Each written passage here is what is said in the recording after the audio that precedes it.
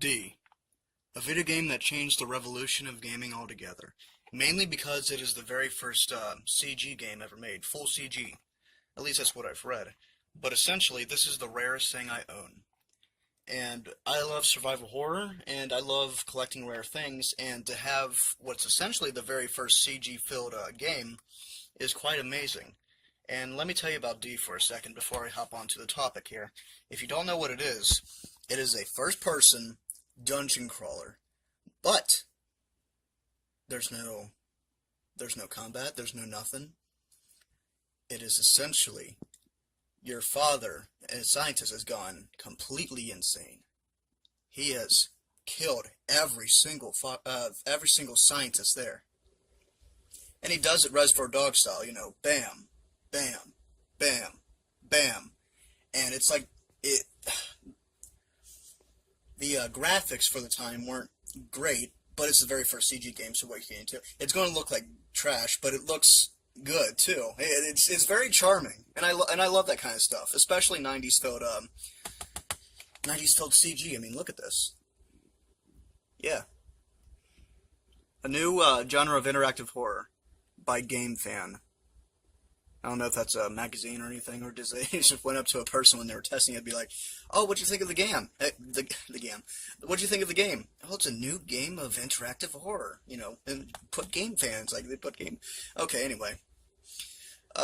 Man, I'm excited to talk about this because this game really this game deserves much more attention than what it should.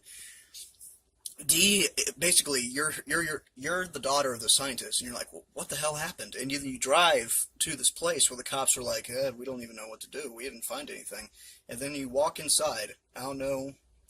You know, it's video game logic. Who cares? You go inside. The very first thing you see, there's no music. There's just you going up. I mean, there's music in the intro, but you go up to the building. You open the door.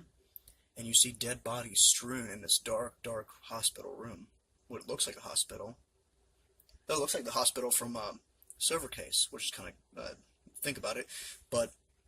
And you get transmogrified. You transmogrify into a room.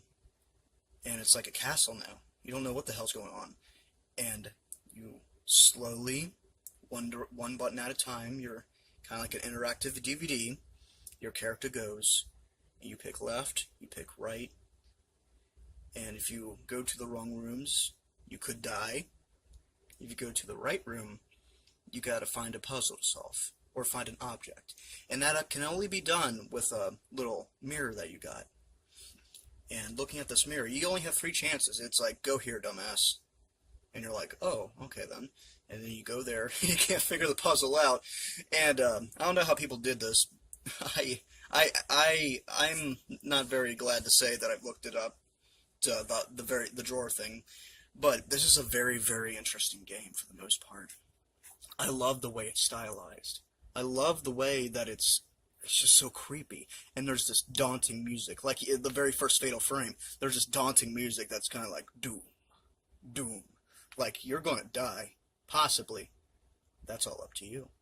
There's this room where you go inside, and then there's a dead, like, skeleton, dead guy who's been there, and he's chained to this wall, and you can approach him. But do you know if he's going to get up or not? It's so subtle. I love it.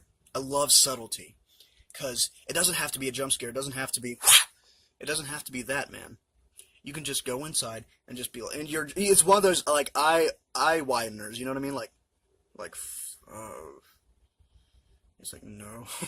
I'm just going to figure the puzzle over here. You get the ring off him. He might go back in there and you're thinking there's going to be a jump scare. No. Maybe. No jump scare. What if he's gone?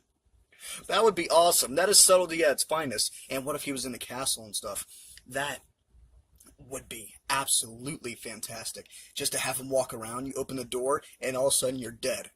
That's just awesome. And this is what D is. It's a big giant puzzle game. It moves as slow as a snail. You have your dad's head pop up like a ghost. It transmogrifies in a room. It's kind of like Laura. Bad voice acting too. Laura, go back. I don't know what the hell you got here, but go back. God damn it. Something like that. And, Laura's just goes on with her, just ignoring her dad's thing. You gotta do this game within 2 hours. It's one of those games. But it's done cleverly. If you wanna know what the game's like, don't look up footage of it. Just go look up the Happy Video Game Nerds Stop Skeletons from Fighting video on it. That is amazing. That dude can make intros to any video game seem badass. Like he did it to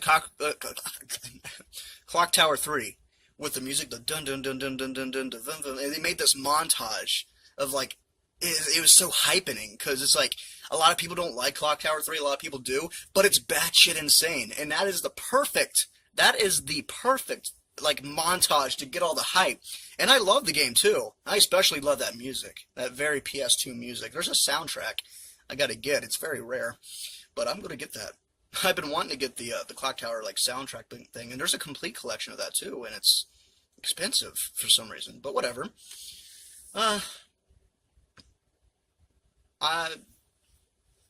Okay. Okay, give me a sec. That's expensive for some reason. I don't know why, man. But, what can you do? But, in a nutshell, this game is absolutely fantastic. I recommend it to the highest degree, and I originally was just going to make a video saying that it should be remastered, or it should be remade, but it has to keep that creepy feeling. When you play this game, the dark atmosphere, everything's dark. It put a candle in a room, it could light up, but everything's dark, but you can visually see it per se. It's very gothic and just very doomy. You know what I mean? I don't mean doomy like the game Doom, but like doomy in the sense of be careful where you're going, and have that same thing, probably a re-edition of it, or like a new game, because I know the creator's not here anymore. But if we were to recognize that his work was, influential, like Enemy Zero is like the sequel to it, and then comes D2. All three games are different, but the sequel, Enemy Zero, does have the D moments, the walking around, all that stuff like that, and then you run from an alien that's invisible, and you have to see it, you have to get rid of it, and it keeps beeping and beeping, and if you don't, you're dead. That's good stuff. I love it. And the thing is, you gotta keep it just perfect. I'll explain it in another video. Till now, this game deserves an 8.5 out of 10 for me, because I could use the more death traps and whatnot, but that's it. That's everything. That's basically what I gotta say about it. Play for yourself. I know you might think it's boring or something, but subtlety will get you. You're probably going to be like, I don't want to enter that room. And if that's the case, and if you do get creeped out, the D's already won. And that's what makes the game almost perfect. Rest in peace, dude. And bring back the series. It's worth it. It is worth it 100%. It brought CG, cutscenes and everything, to video games. So be proud of that. Be happy you got that. Be influenced by the fact that happened. Be the thing that knows that this was the first. I don't know. Thank you all very much for watching, and I'll see you in the next video. I have no intro, so I'm just going to leave it as odd as this.